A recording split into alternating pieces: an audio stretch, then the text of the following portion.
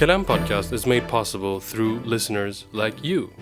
If you enjoy listening to Kalam, please subscribe to the show in whatever podcast application you're listening to right now, and please give us a rating. It helps other people find out about us.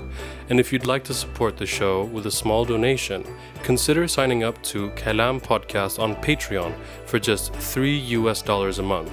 In addition to supporting the show, you'll gain access to lots of great bonus content. Go to patreon.com and search for Kalam Podcast, or go straight to patreon.com/Kalam Podcast. That's patreon.com/Kalam Podcast. Now, on to the show.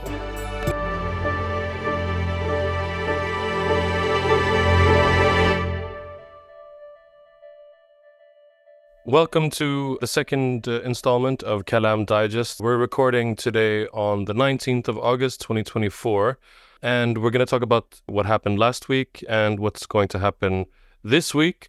I'm here with Sam Samre, my partner in crime. Welcome to the show. Thank you, Edgar. So let's start with the latest in the imminent war. Last week, we thought that something was going to happen, and nothing major has happened. Iran has not retaliated yet, and we're going to get back to that, like why we think that the strike hasn't happened. But first, can you just give us some of the latest numbers when it comes to the bombings and the rockets back and forth between Lebanon and Israel, and also the settler violence on the West Bank? Yes, well, the sad everyday occurrences in Palestine and Lebanon and Israel right now. So since yesterday, 10 people have been killed in Lebanon in an Israeli strike supposedly on Hezbollah base, but it seems to be mostly civilians as per usual. And in retaliation, Hezbollah has bombed military positions in the Galilee as what they claim. Israel has not denied this, so it seems probable. Usually when it's able to, it usually denies or says that it's all been all the rockets have been shot down by the Iron Dome, but they seem to have hit something. So it's the on and off, back and forth strikes between Hezbollah and Israel as per usual. But what about the West Bank? There have been like new kind of pogroms. An entire village was set on fire, wasn't it? Yes, that's the law. I think that was day before yesterday or yesterday. Settlers went on a rampage through a village in the West Bank, setting houses and cars, etc., on fire, and several people have died. This seems to be ongoing basically since the 7th of October. It's a chance for radical settlers with, of course, the tacit support of the Israeli government to push Israeli Palestinians out of villages in general, just claim more area for settlers, settlements, and for settler occupation. Yeah. As well on the settler front, I saw that there was like an attempt by settlers to break into Gaza. Essentially, the settlers that are not on the West Bank but that are in southern Israel, and there seem to be more and more concerted, organized efforts to forcibly resettle Gaza. Yes, of course, this is something that has been debated by people in the government. The idea that on the day after tomorrow, i.e. when the war is over, they demand that Israel should resettle Gaza as it was before 2005. This would seem extremely unrealistic, of course, but that doesn't mean it's not a realistic. It's realistically something that might happen, given if worse comes to worse.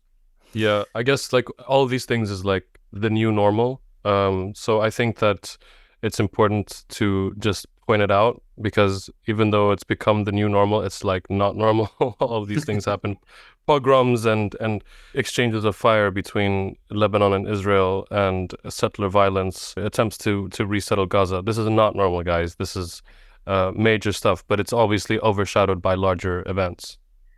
It's not normal even now, but it's something that seems to happen every day. So therefore, it's kind of hard to report on it. The usual conundrum of whatever happens every day becomes normal, yes. But let's move on to the question of the talks ongoing. Yeah.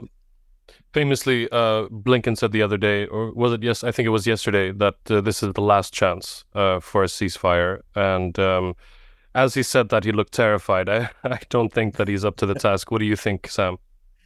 No, up to the task. I don't know if it's about Blinken personally being up to it or not, but the US doesn't seem to be in any way prepared to put any pressure behind the words. This comes as no surprise, I suppose, to none of any of our listeners, but when I Googled Blinken and last chance, etc., just to see, find out when he said it and what context, you get very similar phrases used in April and in February, etc. So right, yeah, it's an ongoing thing with Blinken putting out a new ultimatum. If you don't do as we say this time, it's too late, etc. So so far Israel has been calling their bluff every time, and they've been bluffed. It's a very perhaps this time is different. We don't know. But so what are the obstacles this time around? So what's going on at the moment is there were talks starting from Thursday last week, as we surmised in our last episode, and ongoing, I think, until Friday or Saturday in Doha, in Qatar, which was supposed to lead to a new agreement for a ceasefire deal. The problematic thing is Hamas didn't show up, not because they were unwilling to strike a deal, but because he said there was already a deal on the table, which Israel itself suggested in May and which they were fine with. But since then, Israel has been moving the goalposts, is what they claim. So what happened then is that Hamas says, we're fine with the old deal. We're not open to some of the new demands that Netanyahu has been putting forward. So now, at the moment, I think as we speak, Blinken is on the ground in Tel Aviv to do negotiate with the Israelis once more. But Hamas is kind of out of the loop, not because they're not invited, but because they're saying basically, we have nothing new to say. We are fine with the deal that you said was on the table. We accepted it. Just finalize it. So what are the new conditions that Hamas are objecting to that Israel allegedly are imposing? It's very hard to know, of course, because as far as I've seen, there's not been any official statement on what the new deal would be. But what Hamas is claiming is that Netanyahu has started demanding that Israel would permanently occupy the border crossing to Egypt, the Rafah crossing, and also that they would keep control permanently or semi-permanently over the corridor, which at the moment cuts the Gaza Strip into the northern and southern half. That would be clearly unacceptable to Hamas. I don't think any serious person would consider that to be something that Netanyahu he would put on the table, thinking that Hamas would actually accept it. It's if that is what's on the table, he would be saying that to sabotage the negotiations, basically. Yeah, exactly. I mean, it does seem that he's either trying to sabotage it or definitely trying to prolong it as long as possible. Everyone's trying to Israel is definitely trying to call everyone's bluff. But Netanyahu did say a few words about this the other day. What did he say? What is the sort of official Israeli line on this? Because they claim something similar, right? That Hamas are sabotaging the process. Yeah, they keep claiming that Hamas is refusing to reach an agreement. I haven't heard personally any specification from Netanyahu what that would mean, what specific part they're refusing to accept. Is very vaguely phrased from the Israeli side. It's usually something along the lines of, we have our absolute demands which we cannot negotiate, etc., and they are not being met. Stalling. Isn't it essentially the fact that Israel refuses to let go of the ultimate objective of, in inverted commas, destroying Hamas? So to them, it's always going to be a contradiction to have a ceasefire agreement with the organization that they're vowing to destroy, because that is something that they're not giving up on. So it's always like, yeah, okay, we'll do a ceasefire, you'll release some hostages, and then we'll bomb you all over again. And that just feels like that's still the quagmire that we're in. It doesn't make sense, right? That sounds reasonable to me, yeah, like a reasonable analysis of what's going on, because at the bottom of this, as you say, is obviously the fact that the Netanyahu government is not prepared to have a permanent ceasefire or even semi-permanent ceasefire. They want to change prisoners and then start the war again, basically. And this is, I think, what Hamas knows. And Netanyahu can't really say that outright, at least not to the Americans, because that would mean he would admit that he is just not interested in reaching a deal. Exactly. But that's probably the central sticking point, is that. But if we look back at the proposal that was on the table in May and that was finalized supposedly again the end of July, which is what Hamas has been saying all along since May that they're fine with, it's supposed to be a three-stage agreement. Where the first one would be a full and complete ceasefire lasting 6 weeks. Basically, Israel would step by step withdraw all their forces from all populated areas of Gaza, so ending up with something similar to the West Bank, basically, where they occupy areas not populated by Palestinians. And then the hostage exchange would take place, starting with women, elderly, sick, and wounded, and they would be exchanged for Palestinian prisoners held in Israel. And then the second phase would start a new round of agreements or negotiations, basically, to permanently end the hostilities. During that phase, male and military Israeli hostages would be exchanged for Palestinians. Right. And then the third phase would be like a finalization, which would entail Israel fully leaving the Gaza Strip, going back to status quo ante, basically, and then there would be a reconstruction plan. So that's what Israel supposedly put on the table themselves in May. At least that's what the Americans been claiming. And then that was finalized to be basically signed in the end of July. And Hamas is still saying that this is something we're fine with. We've been fine with this for months now. But Netanyahu is changing the deal, basically. So it's really hard to know, did the Israelis ever want to sign this? Were they actually up for it in May? Or do they think that they're in a better position now? Or are they basically just trying to stall or drag it out as much as possible? It's hard to know. I think that they're definitely playing for time. There's always going to be something that Israel can say. I mean, they're in inverted commas negotiating with terrorists. So there can always be a sticking point where they can just say no. And the question is, I guess, whether Kamala Harris will have a different threshold if she does win. I mean, Trump, that's just he's not going to really care what Israel does. But if Kamala Harris does win and becomes the next president of the United States, if she'll have a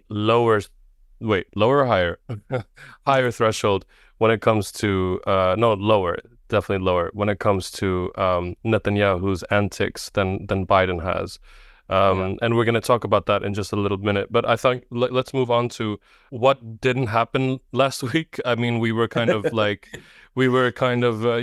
anyone who listened to the last installment of Kalam Digest and who were convinced that a war would have broken out by now, we're sorry, but also not. I mean, that's a great thing that war hasn't broken out. I hope that it doesn't.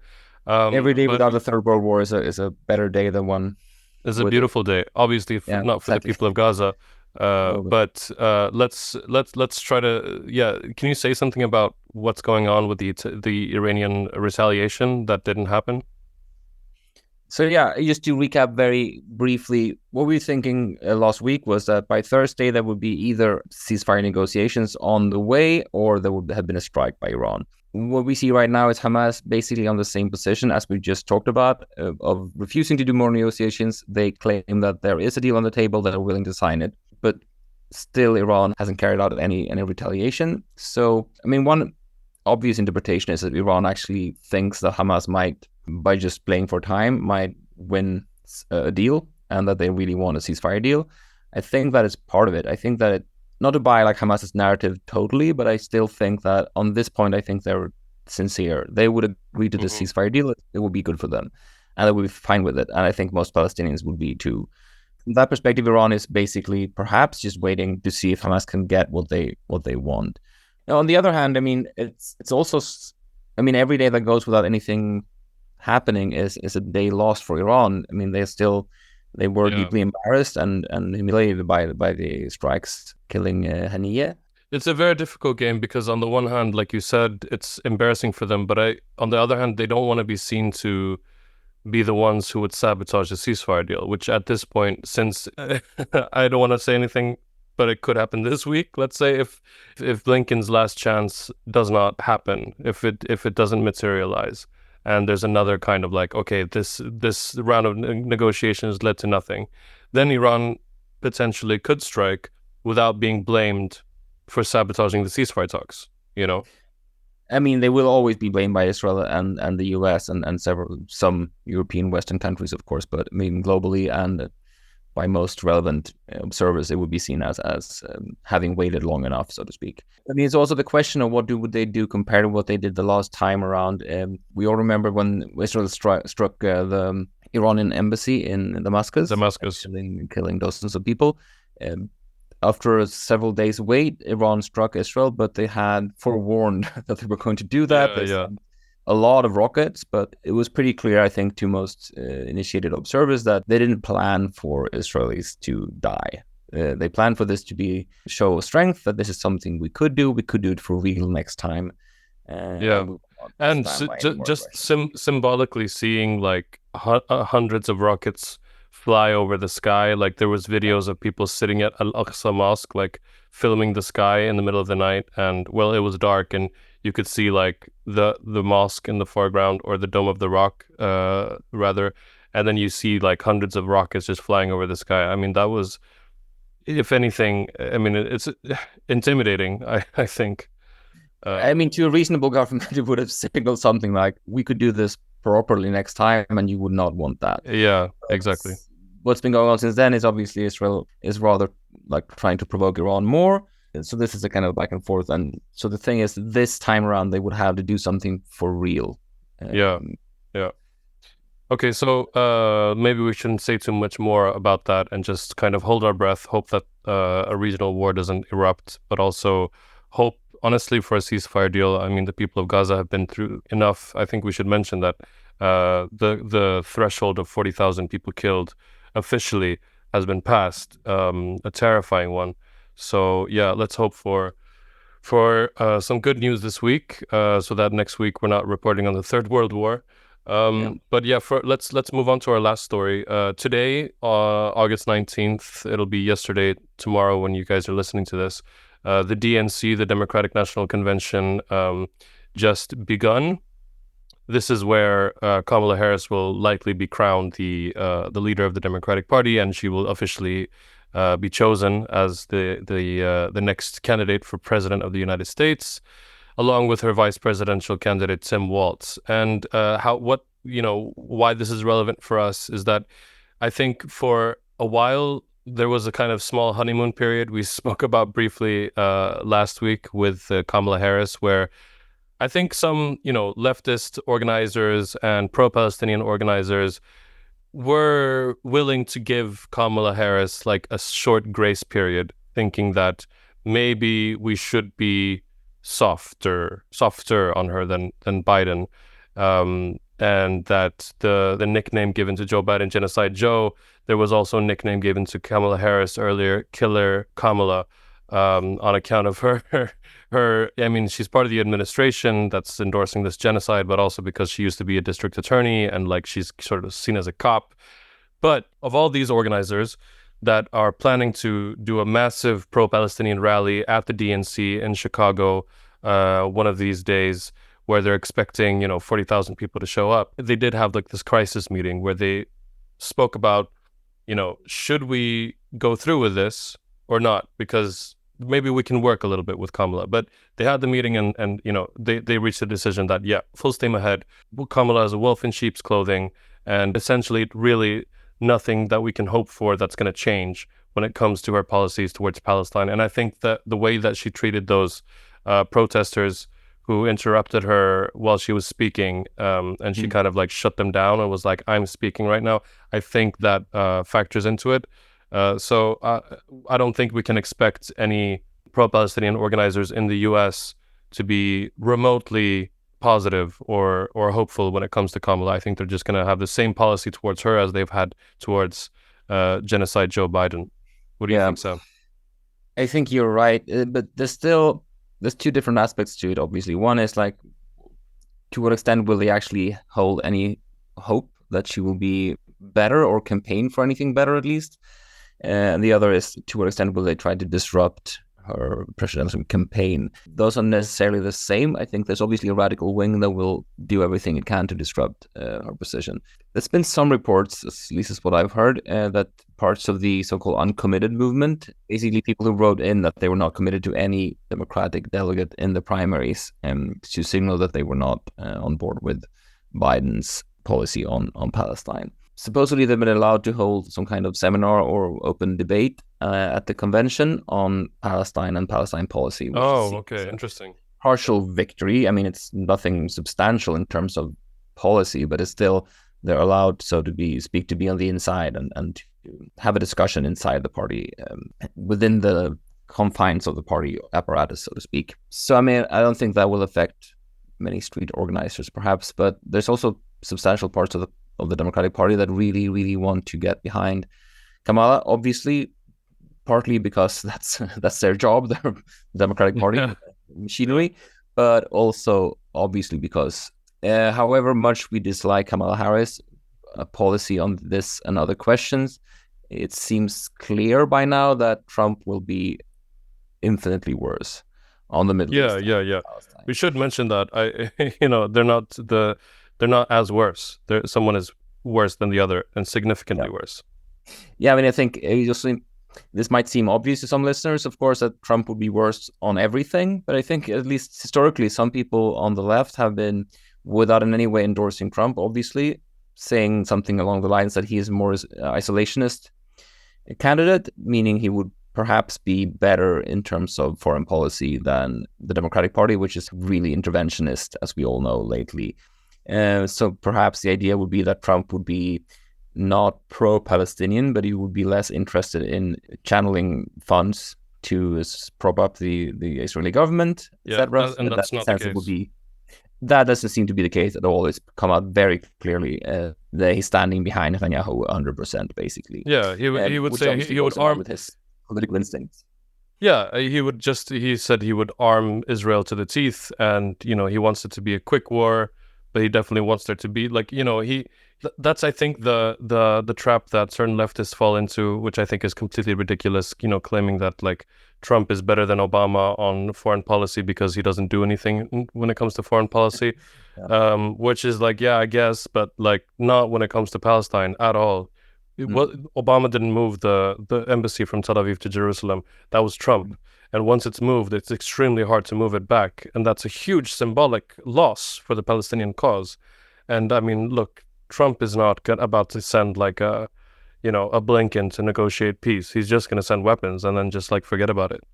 I mean, I think you're right, obviously, that Trump will be worse. But I think there's some kind of, talking about American foreign policy historically, I think it's not totally logical to think in terms not only of right and left, but also in terms of interventionism. And he's skeptical about presidents or regimes more based on how interventionist they are. But I think you're also very right to point out that goes perhaps for some other issues. It does not go for Israel. Israel is so central to exactly. The thing is, in almost all Middle Eastern conflicts, we don't want generally intervention. But when it comes to Israel and Palestine, we want intervention. The U.S. is the only country that could intervene to stop Israel. I don't mean by sending soldiers, but it needs to take an active step to stop funding Israel. That it's the one country in the world that can stop this genocide. So we do want intervention. I mean, it seems crazy to say, but it's true. If the U.S. does nothing, then Gaza will be ethnically cleansed. Yeah, you're right. Well, so where does it leave us on that cheerful note? Killer Kamala. Yeah, we'll see what Killer Kamala says about the tens of thousands of people who are likely to show up to protest against the Democratic Party's policies and the Biden administration's policies on Gaza. Until next week, I think that's all from this installment of Kalam Digest. Thank you, Sam, for joining me to do this. Thank you, Edgar.